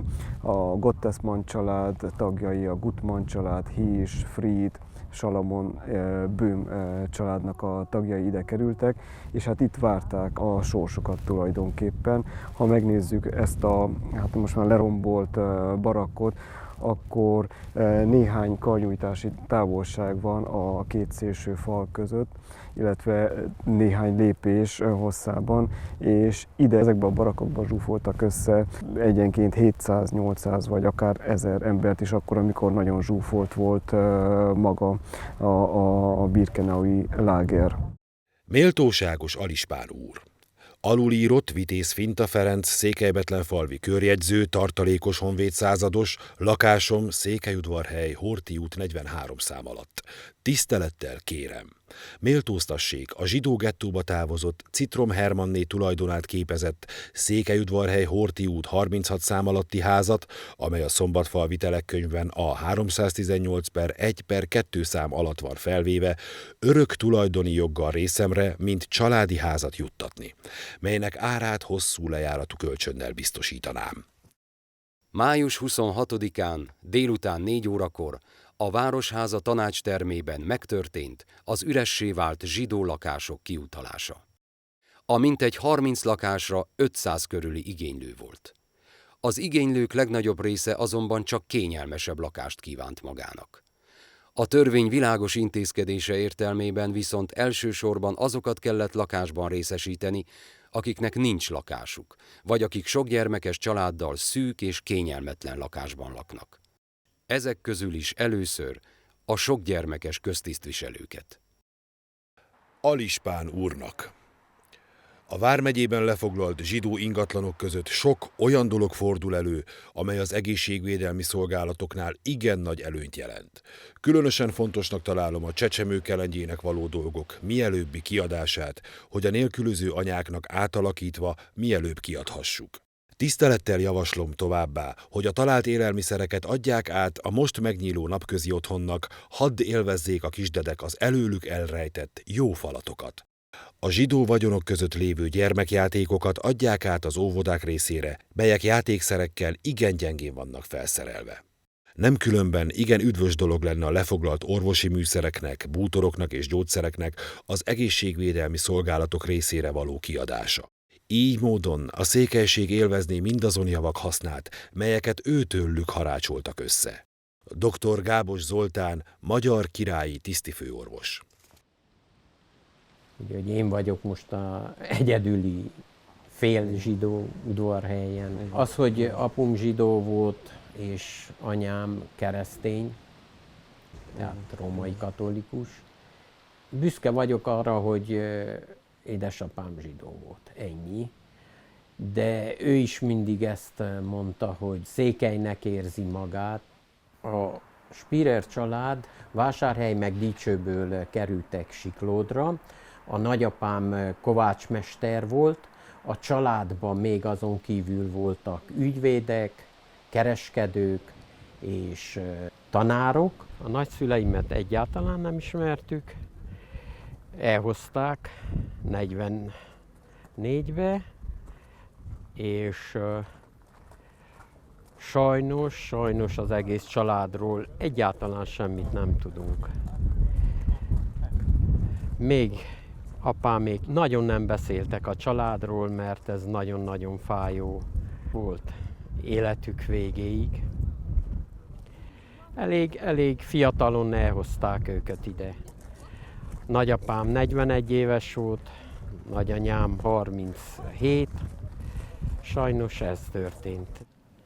Tulajdonképpen céltalanul kínozták a láger lakókat, ezért az appelek nagyon sok esetben órákig tartottak, függetlenül attól, hogy milyen időjárási körülmények uralkodtak odakint, tehát lehetett -20, -30 fok, de akár nyári melegben 30-35 fok is, és hát mondanom sem kell, hogy ezek a legyengült, kiéheztetett foglyok nagyon nehezen viselték ezeket az appeleket, nagyon sok esetben sokan elájultak, és tartani kellett őket azért, hogy életben maradhassanak. Én, amilyen nagy vagyok, most képzelhetitek, 13 éves korban milyen nagyon nagy voltam. Sovány, vékonyka, beteg, szóval nincs amit mondani. Mikor feküdtem ezen a földön, nem bírtam, mert a csontjaim szúrtak. Szegény Eszti mondta, feküdj rám le a földre. Borzasztó volt. Reggel kaptunk valami úgynevezett kávét, hát az minden volt, csak nem kávé, valami barna löty, de meleg víz volt, hát az ember itt föl kellett kelni, sorba állni. Na most már minden 5 ember, minden 5-ösére ment, kapott egy lábast, egy fazakat, kinek mi jutott. És ebből kellett igyon és egyen mindenki. Tehát nézted szinte, borzasztó még rágondolni, hogy nehogy többet korcsoljon, mint amennyit én fogok korcsolni. Tehát igyon ő 3 korcsot, akkor továbbadtad, ő is igyon 3 korcsot, és te is 3, de ha mondjuk maradt, akkor így áll egyet. Hogy egyformán együnk, mert az étel az élet volt. Egy szektornak volt kb. 20-25 vagy akár 27 000 lakosa is. Ennyi lakosra kb. 700-720 latrina jutott. Nem lehetett akármikor mosdóba menni, a szükségleteket elvégezni, általában reggel és este. A teljes méltóság elvesztésével járt. Képzeljük el, hogy nem voltak válaszfalak.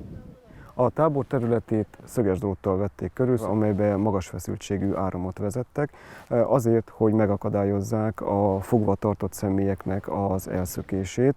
Szegény Gutmán Lilike, ő is bekerült az úgynevezett C-lágerbe, nem rögtön a gázba, aki ott volt a nagynénie, és vele maradt. A nagynéni beteg lett, vagy valami, és elvitték. És ez a Lili, velem egyidős, egy osztály, egy gyerek, jó barátok voltunk, egyedül maradt, És akkor mondta a nővérem, hogy hát velünk maradsz, nem vagy te egyedül, hát itt leszel végig velünk, hát itten elment, és megfogta a drótot, és befejezte. A homokbányánál rengeteg verést kaptunk. Úgy apám, mint én. Különösképpen a csillére úgy kellett a hamakot feldobni, hogy alig ért fel a lapát. A mélyből szedtük, és föl kellett dobnunk, közvetlen a csille mellett volt mindig a hely, ahonnét a homokot feltettük. És ha nem suppant mind bele, akkor már oka volt azt élvezni, azt, hogy nem ment be. Én már megtanultam ezt, hogy kell csinálni, és én kevesebb verést kaptam. De átszenvedni azt, hogy apám ennyi verést kapjon, az egy borzalmas dolog, egy borzalmas látvány volt. Mindenki ezt kapta. Különösképpen az idősebbek, különösebben az alacsonyabbak. Mindennapi életet a táborban azt a életért való küzdelem határozta meg. Aki szerencsésebb volt, az elkerült Auschwitz valamelyik altáborába, vagy valamilyen üzembe dolgozni. Ilyenek voltak az udvarhelyi goldlányok is, akik Oberhohéba, Szudéta vidékre kerültek el, és igazából ott érték meg a felszabadulást. Május 8-án este bejött egy Wehrmacht, egy német idősebb bácsi katona, nem SS, német harci katona, és azt mondja nekünk, a hideg kiráz, hogy gyerekek, szabadon vagytok, Németország elvesztette a háborút. Mehettek, ahova akartok, you are free, szabadon vagytok. Mi álltunk mind a gutta ütöttől, föl sem fogtuk, hogy lényegében mit mondott nekünk ez az ember. 1944. március 19-e után kénytelen voltam Székelyudvarhelyről, ahol állandó lakásom volt, elmenekülni. Marosvásárhelyre mentem, ahol Ária nevelt lányomnál éltem teljes visszavonultságban. Mégis, nem sokára a rendőrség elé idéztek, ahol kijelentették, hogy a székelyudvarhelyi gestapó megkeresésére lakhelyemre toloncolnak. Ekkor menekültem Budapestre, Putnoki Jenő rejtett el, előbb Dunaharaszti községben, majd Budán, miközben végig ellátott élelemmel és minden más szükségessel. Putnoki Jenő önfeláldozó, a saját helyzetét súlyosan veszélyeztető segítsége nélkül, amelyért soha nem kért, avagy fogadott el ellenértéket, ma már életben sem lennék.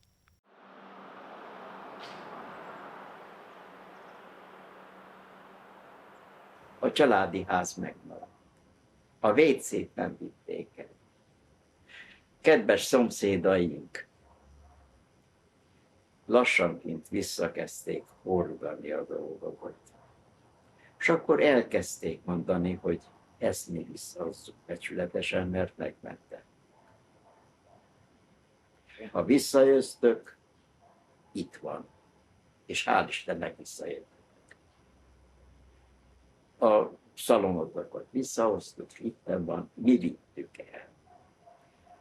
Jött a másik szomszéd, aki meghallotta, hogy haza minden további nélkül.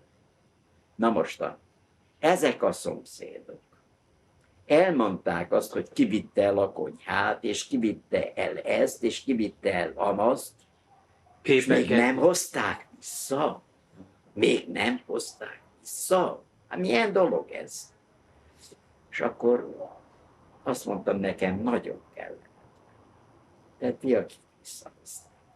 Hát kérjétek meg, hogy hát ők is vissza. És megtem. Édesapa hazajött, akkor megfutottak az emberek mondani, Gold úr, a tehén ott van annál az embernél, a tehén ott van, és apám szegény fogta a tehenet végig, a Kossuth utcán végig hazahozta úgy egyedül, hogy lássák, hogy ő a tehenet visszahozta. Nem kaptunk semmit. láttunk embereket a saját ruhánkkal, lányokat sétálni. Nem voltunk képesek oda menni és leráncigálni róluk, vagy pofon vágni, vagy mit tehet az a szerencsétlen gyerek, mit tudom én, ki az, mi az. A zsidó lakosság egy része rémhírterjesztők által félrevezetve külföldre igyekszik. A kivándorlók azonban hamarosan megbánják, hogy hitelt adtak az alávaló rémhírterjesztőknek, amikor egyik lágerből a másikba kóborolnak, a nyomortól és hontalanságtól meggyötörve. Mikor beadták a kérést, hogy jöjjenek Izraelbe, akkor behívtak, összehívták az iskolát, az összes gyerekeket, nem csak a mi osztályunkat, azt mondták, hogy mi árulók vagyunk, mivel hogy akarjunk menni Izraelbe, és ez főképp nagyon fájt az öcsémnek. Én szeretem Udvarhelyet, mi egy emberség vagyunk, és ami történt, megtörténhetik újból más helyeken, vagy újból ugyanazonban a helyekben. Azért nagyon fontos, hogy mi, mint emberek legyünk, és szeretjük egymást, és megértsük a problémákat a másoknak is, és a miénket is. Legyünk egyenesek magunkkal. Nehéz volt, mert képzelje el, elkezdeni egy új életet, semmi nélkül, nullától. Mert nullától kezdtük el. 70 kilót, amit engedtek, hogy hozzunk. Rongyokat csak. Semmi mást. Ruhákat, meg cipőt, meg 70 kilót. Nem volt könnyű, és nem könnyű se, akármelyik országban megy, és kezdeni egy új életet. De szorgalmasan dolgoztunk, és tudtuk, hogy mit akarunk, és talpra álltunk.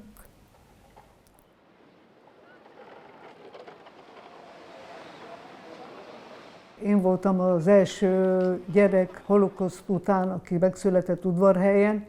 65. decemberben jöttünk az Izraelbe, 66-ban kezdtem a Ulpán egy ilyen iskolát, ahol tanulnak héberül, csak héberül beszélnek veled, hiába beszélsz akármilyen nyelven, mindenki csak héberül beszél.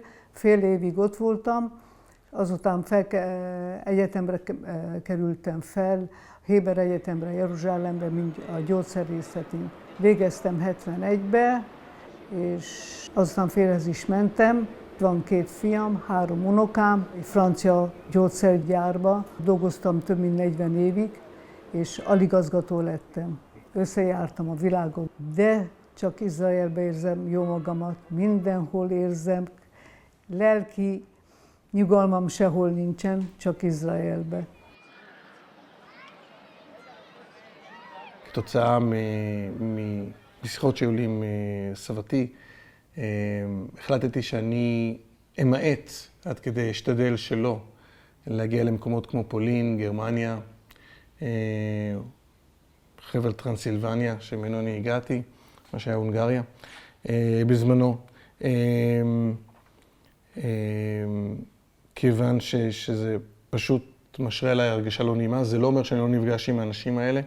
זה לא אומר שאני לא עושה איתם עסקים, זה לא אומר שאני לא נהנה בחברתם, זה פשוט אומר שאני נמנע מלהגיע למקומות האלה, כי פשוט הם משרים עליי הרגשה לא נעימה.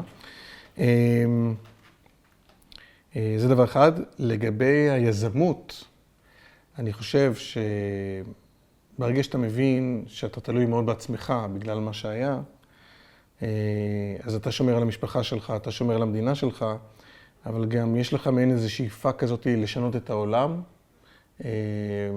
בצורה מהותית, לפחות לי.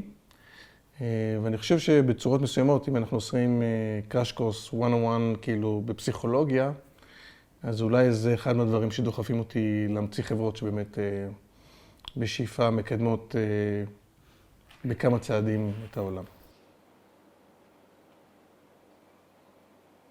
Ahogy jöttünk ide, rögtön megszerettem az országot, és voltam egy ilyen kibucban, ottan tanultunk héberül, ivritül, és 7 hónap után be is vonultam a katonaságban. És a katonaságban voltam 4,5 évet, és akkor mentem, tanultam kémiát, és 4 gyerekünk született, van 9 unokám. Udvarhelyen Mindig volt kertünk, apám dolgozott a kertben, volt ott az udvaron nekünk egy nagy-nagy diófa, és ahogy ide költöztünk, mi 30 éve vagyunk itt. Akkor első dolgot, amit csináltam itten, ültettem egy ilyen diófát. Bekerültem a katonasághoz, mint rendes katona. Ott letöltöttem 24 évet, és ott befejeztem az egyetemet, a gépészmérnökit, rengeteget voltunk mindenféle helyeken.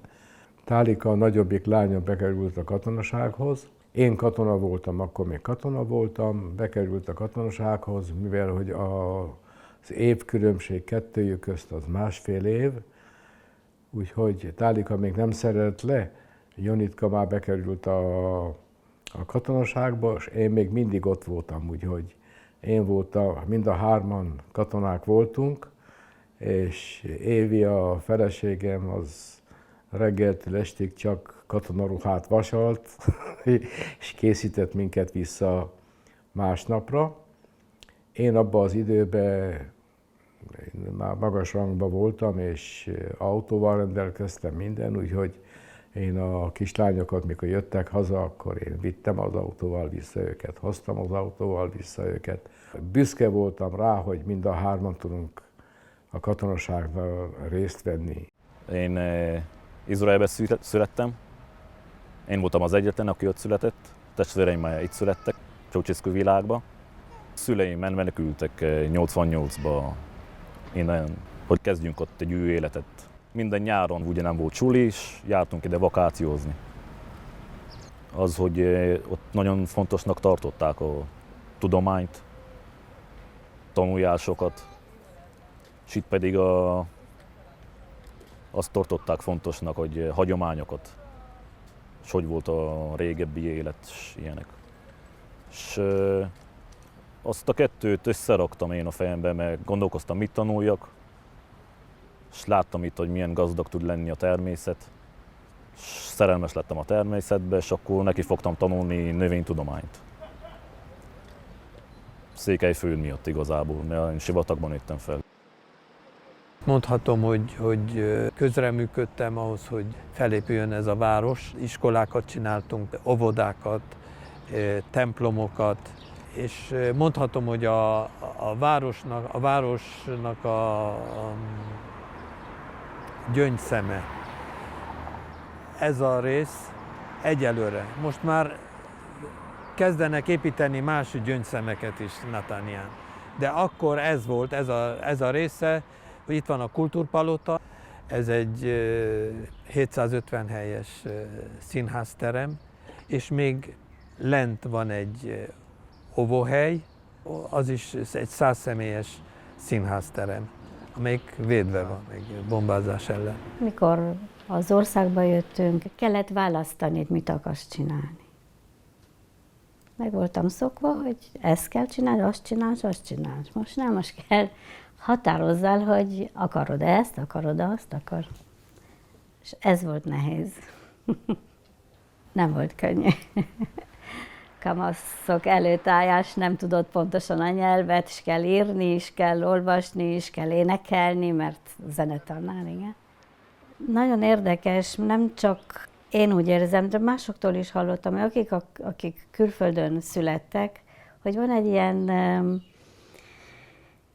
fele-fele, hogy fele, hát udvarhely, igen, udvarhely, de zsidó. Szóval nem lehet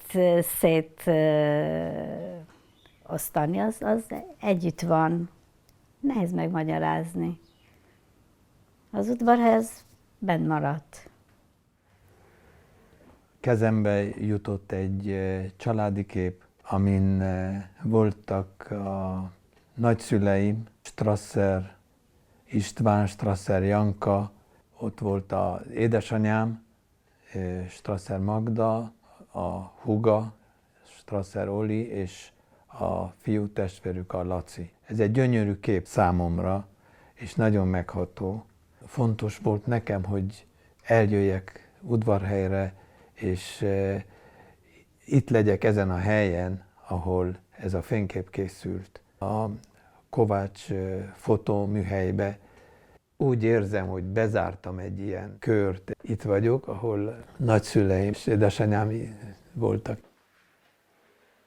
הקשר שלי לעוד-ורהה הוא קשר אמביוולנטי, כאשר מצד אחד יש לי קשר מאוד חזק, היסטורי, דרך השפה, דרך שורשי המשפחה, מצד שני יש פה איזו כפיות טובה שאני מרגיש מצד תושבי העיירה אל המשפחה שלי ששילמה מחיר בלתי נתפס על היותם יהודים, ולמרות שאני יודע שהאשמה היא האשמה של המשטר הנאצי, אז בסופו של דבר כן הייתי מצפה לאיזה טיפה יותר מעורבות ואולי איזושהי הגנה אפילו מצד תושבי העיירה על היהודים שנלקחו ממנה. ולכן היום כששואלים אותי מה הקשר שלי לעוד-ורהה, אז הקשר הוא קיים, הוא חזק, הוא משפחתי, אי אפשר לקרוא אותו. מצד שני, האם זה הבית שלי? לא. הבית שלי הוא כאן בישראל והוא לא בעוד-ורהה יותר.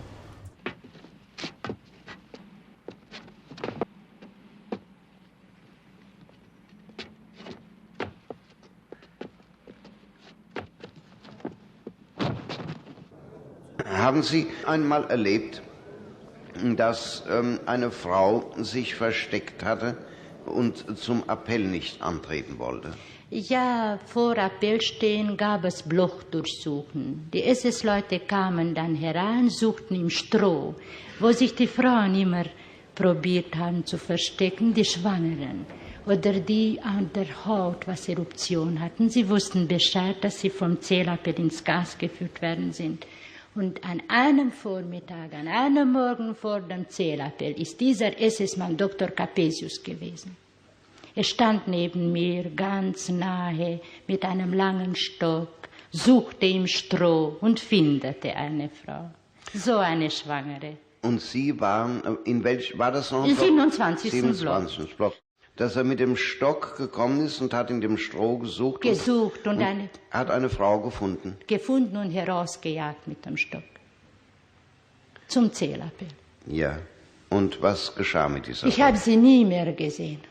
Und sagen Sie bitte, Sie haben gar keinen Zweifel, dass das Dr. Capesius war? Gar keinen. Capesius megmenekül. A frankfurti perben ugyan elítélik, és 9 év szabadságvesztésre ítélik, de végül 2,5 évet tölt le ebből.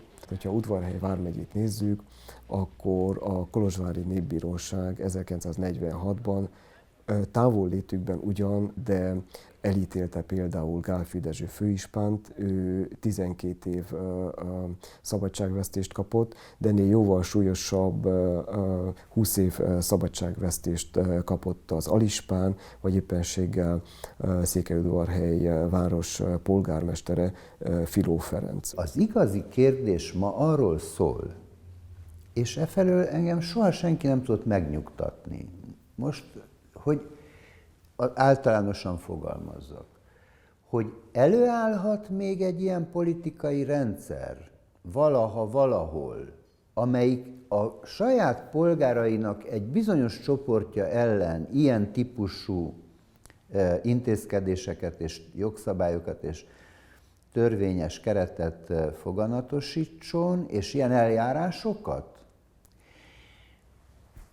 Személyes kérdés. Lehetek-e én, vagy ön tagja egy ilyen célcsoportnak, egy ilyen bűnbak csoportnak? Ennek a társadalomnak a leszármazottai szerintem felelősséggel tartoznak a túlélők és az áldozatok felé is, annyival legalábbis, hogy emlékezzenek és nyíltan szembenézzenek az őseik tetteivel, illetve nyíltan szembenézzenek magával a múlttal, a magyar múlttal, mert akárhogy is tekintjük, bármennyire is kirekesztette a magyar holokauszt a zsidókat a magyar társadalomból, de a holokauszt az egy magyar történet. A magyarországi holokauszt, a székelyföldi holokauszt, ez egy magyar, egy székely történet, a történetünknek a része is.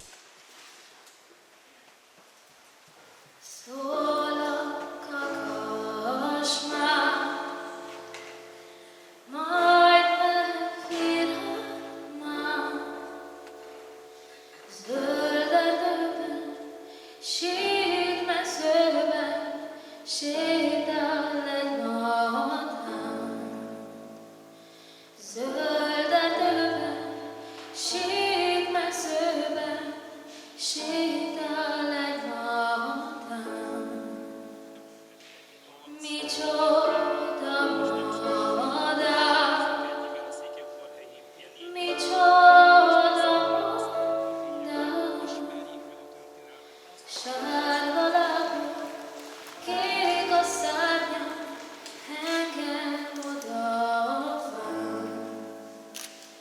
Sárga lába, kék a szárnya, engem odavár. Várj, madár, várj, te csak mindig várj. Ha az Isten néked rendelt, tiéd leszek már. Ha az Isten néked rendelt, tiéd leszek már. Mikor lesz az már? Mikor lesz az már? Zsibonech המקדוש ירצה תמלא, akkor lesz az már. ז'יבונך המקדוש ירצה תמלא, akkor lesz az már.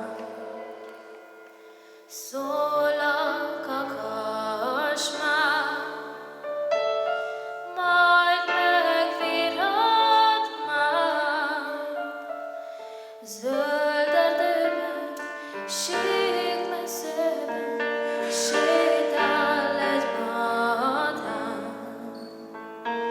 Zöld erdőben, sík mezőben, sétál egy madár. Micsoda